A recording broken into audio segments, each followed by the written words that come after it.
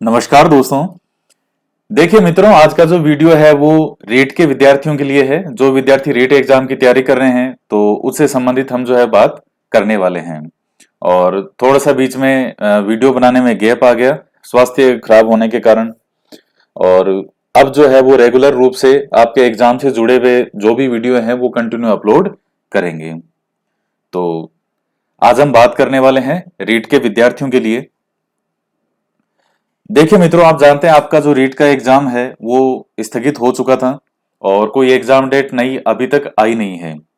तो ये संभावना है कि अगले 3-4 महीने के अंदर जो है वो आपका एग्जाम हो सकता है। तो इसलिए आप जो है अपनी कंटिन्यू जो तैयारी है उसको बनाए रखें। और इसके अलावा कुछ एक दो महत्वपूर्ण बिंदु और हैं। आज वापस वीडियो शुरू कर रहे हैं तो ये 5-10 मिनट का एक छोटा सा वीडियो है।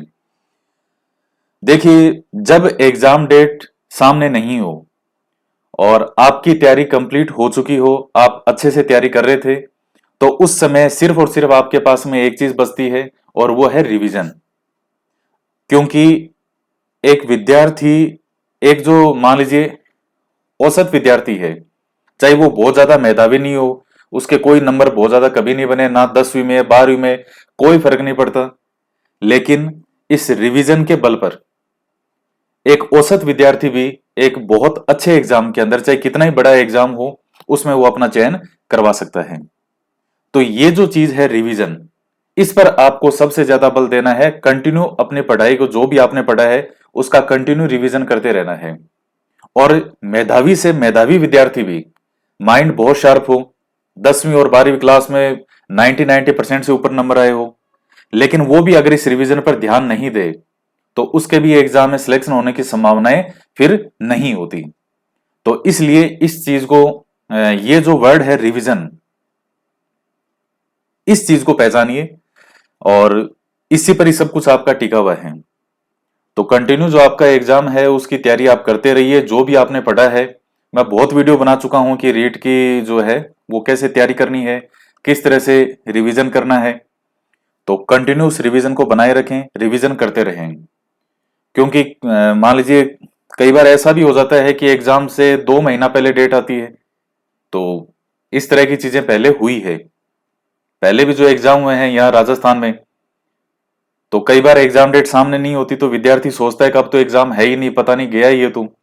कई विद्यार्थी सोचते हैं कि अब तो 2022 में गया, कोई कहते हैं 2023 में गया, कोई कहेंगे 2024 में गया, कोई कह रहे ये तो होगा ही नहीं।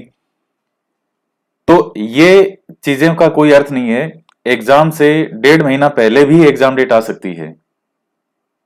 तो अभी जैसे मान लीजिए कोई विद्यार्थी सोचे कि एग्जाम तो होगा ही नहीं और उन्होंने तैयारी करना बंद सा कर दिया, क्योंकि वो देख रहे हैं कि कोई माहौल नहीं है तैयारी का, कुछ हो नहीं रहा है।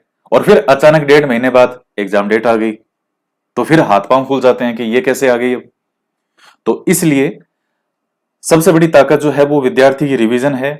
और कंटिन्यू जो है इस चीज पे आप बल दीजिए, रिवीजन अपना सारा का सारा जो है वो सिलेबस आपका रिमाइंड होना चाहिए। और इसके अलावा जो पक्ष आपके वीक हो, कमजोर हो, हर विद्यार्थी को पता होता है कि मेरा कौन सा पक्ष कमजोर है, तो उस चीज को दूर करने का प्रयास करें।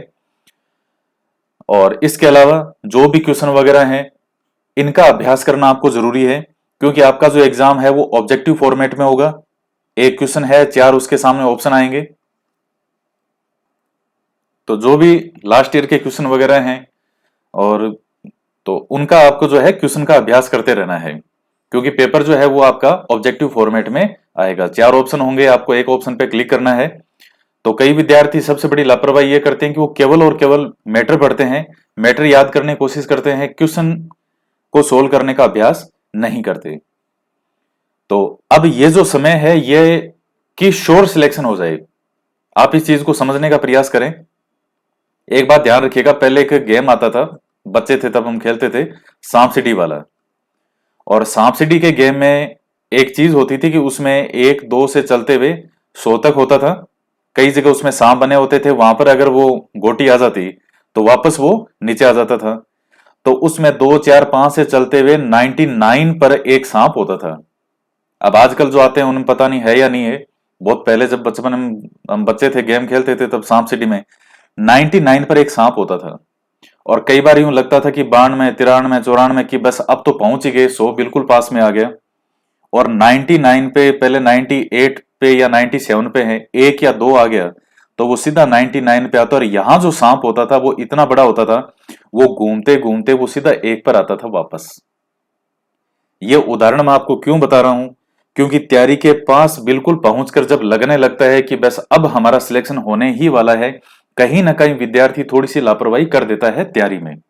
और जो ही आपने ढील की, थोड़ी सी भी लापरवाही की, तो सिलेक्शन लेने के लिए विद्यार्थी बैठे हैं, 31,000 जो सीट है वो तो फिलअप होनी ही है, वो तो फुल होगी। तो इसलिए ये जो समय है, इस समय का इतना सदुपयोग करें कि आप को जिस दिन आप एग्जाम देकर के आए, तो उस दिन आपको यह सोचने की आवश्यकता नहीं हो कि मेरिट कितनी जाएगी। उस दिन ये हो कि हाँ, मैंने इतनी तैयारी की है कि मेरा तो इस 31,000 के अंदर नंबर आएगा निश्चित रूप से। चाहे मेरिट कितनी भी जाए, चाहे 70 जाए, चाहे 80 जाए, चाहे 90 जाए, मेरा तो सिलेक्शन होगा, चाहे मेरिट कितनी भी जाए। तो ये चीज मैं आपको कहना चाह रहा हूं कि श्योर सिलेक्शन के अंदर अपनी तैयारी को बदलना है। पहले जैसे आप तैयारी कर रहे थे तो हो सकता है कि तैयारी उतनी बेहतर नहीं रही हो सकता है कोई ना कोई आपका इसमें माइनस पॉइंट रहा हो कि मेरा ये सब्जेक्ट कमजोर है, ये वाला वीक है, इसमें मेरी इतनी तैयारी नहीं है, ये चीजें मुझे याद नहीं हो रही। तो वो कोई सी भी कमी क्यों रहे, तो ये 3-4 महीने का समय है, ये भी निकल जाएगा। आप जानते हैं 2018 में एग्जाम हुआ था, जब लास्ट जो भर्ती आई थी रीट वाली। अब उसके बाद में 2018 का पूरा साल, 19 भी गया, 20 भी गया, और ये 21 चल रहा है, और इस तरह ये भी निकल जाएगा। तो समय निकलते हुए समय नहीं लगता, जो समय है उस समय का सदुपयोग आपको करना है। तो कोई भी कमी रही हो उसका इस समय हर चीज आपको इतनी याद होनी चाहिए, इतने अच्छे से याद होना चाहिए कि आपको फिर यह सोचने की आवश्यकता नहीं हो कि पेपर कैसा आ जाए। अब जैसे मान लीजिए 2018 की वैकेंसी में बाल विकास का जो पेपर आया था, वो पहली बार एक इतने अच्छे लेवल का पेपर बाल विकास का राजस्थान में आया था, जिसमें क्या पूछने का प्रयास किया गया था कि आपके कोई भी जो टॉपिक है उसका कंसेप्ट समझ में आया हुआ है या नहीं है। उससे पहले केवल फैक्चुअल क्वेश्चन पूछे जाते थे, फैक्ट, ये वाला सिद्धांत दिया किसने, तो आपसे वो जो भी साइकोलॉजिस्ट होते उनका नाम पूछते थे या कोई और चीज पूछ ली, फैक्चुअल चीजें ज्यादा पूछे थे। पहली बार इतने अच्छे लेवल का, बहुत अच्छा पेपर था, पेपर वैसा ही आना चाहिए, तभी पता चलेगा कि किस विद्यार्थी के कंसेप्ट क्लियर हैं या नहीं है। मेहनती विद्यार्थी में और नहीं पढ़ने वाले में वो ही फर्क रहता है। तो अब तो अब उस वक्त जिन विद्यार्थियों का पेपर अच्छा नहीं हुआ था, क्योंकि उन्होंने केवल फैक्ट फैक्ट पढ़े, चीजों को समझने का प्रयास नहीं किया, एग्जाम में पूछ लिया कंसेप्ट वाला। अच्छी जो बुक्स आती थी, ऑथेंटिक किताबें, उनमें से क्वेश्चन पूछे गए। ये मार्केट में जितनी गाइड आती थी सब साफ हो गई थी। तो अब उन विद्यार्थियों का यह पॉइंट वीक रह गया कि हमारा तो बाल विकास का पेपर खराब हो गया। तो यह चीज कहनी ही आपको क्यों पड़े। आपका जो पेपर आएगा, रीट का पेपर आएगा, तो कोई श्योरिटी नहीं होती है कि पेपर कैसा आएगा। यह ठीक है कि जैसा हमेशा से पिछले वर्षों के पेपर आते रहे हैं, उसके आधार पर हमेशा एक तैयारी की जाती है।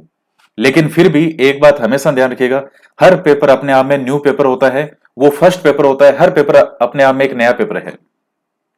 आप देखते हैं C TET, S TET, UP TET, R TET, यहां जैसे रीट है राजस्थान में, तो हर स्टेट में एग्जाम होते हैं, वही बाल विकास, वही बाकी सब्जेक्ट, हर बार घूम फिर के उन्हीं में से क्वेश्चन बनेंगे।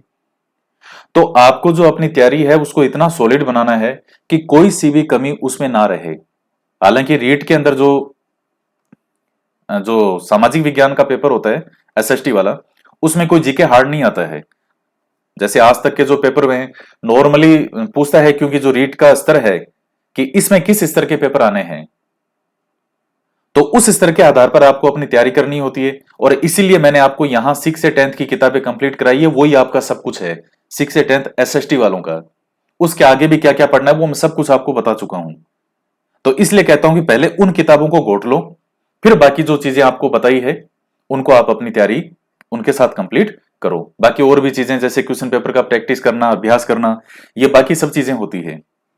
और तैयारी जो है वो संपूर्ण प्रयासों का एक सम्मिलित प्रयास है, जितने भी आपकी चीजें हैं इन सब चीजों का। तो इसलिए तैयारी में कोई भी माइनस पॉइंट आपका ना रहे, कोई भी कमी ना रहे, तो अपनी तैयारी को जो है वो शॉर्ट सिलेक्शन में बदलें। तो आज मैं यही चीजें आपको समझाना चाह रहा हूं। आज ये वीडियो वापस शुरू किया है मैंने।